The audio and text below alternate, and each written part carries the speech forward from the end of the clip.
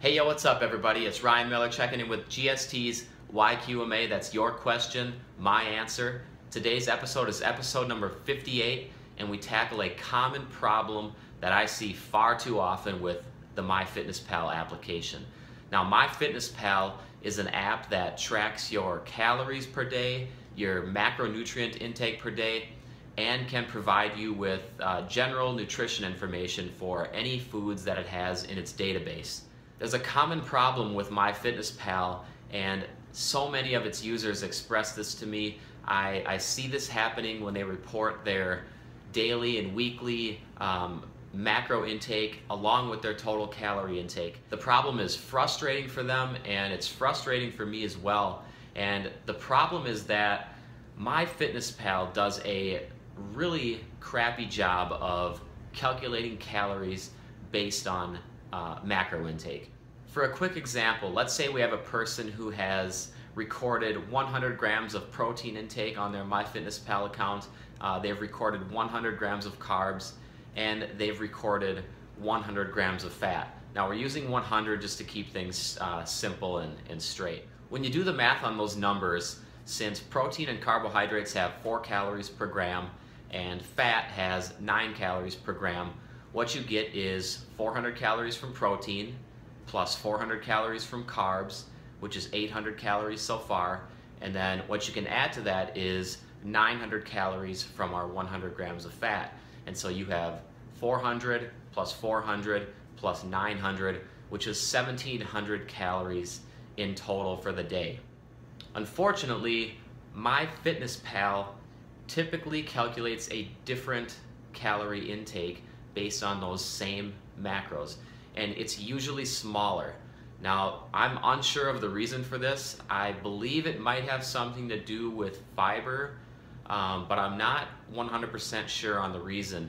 Either way, the reason doesn't really matter. What matters is that you're getting a skewed relationship or pairing between the macros that you ate and the calories that MyFitnessPal tells you that you ate.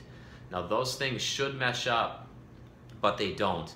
What I really don't like about this problem is that it gives the user the wrong idea of their total calorie intake per day. Now, the normal person is just going to plug in their food to MyFitnessPal, and they're going to trust the macros at the end of the day calculated in total, and they're going to trust the number of calories per day calculated based off of those macros. Unfortunately, MyFitnessPal does not deliver that, and so if you're sitting there trusting it, you get a skewed number of calories that you took in that day.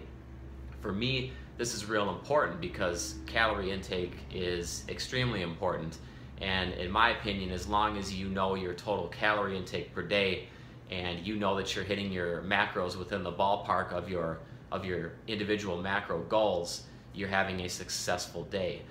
Now, when you have this point of view, what you run into with MyFitnessPal is that it's spitting out the wrong calorie number. So what I really recommend is that you need to double check the math on your MyFitnessPal account. Take a few days worth of macro intakes, multiply your protein grams and your carb grams by 4, add those two numbers together, multiply your fat grams eaten by 9, and then add that number in as well.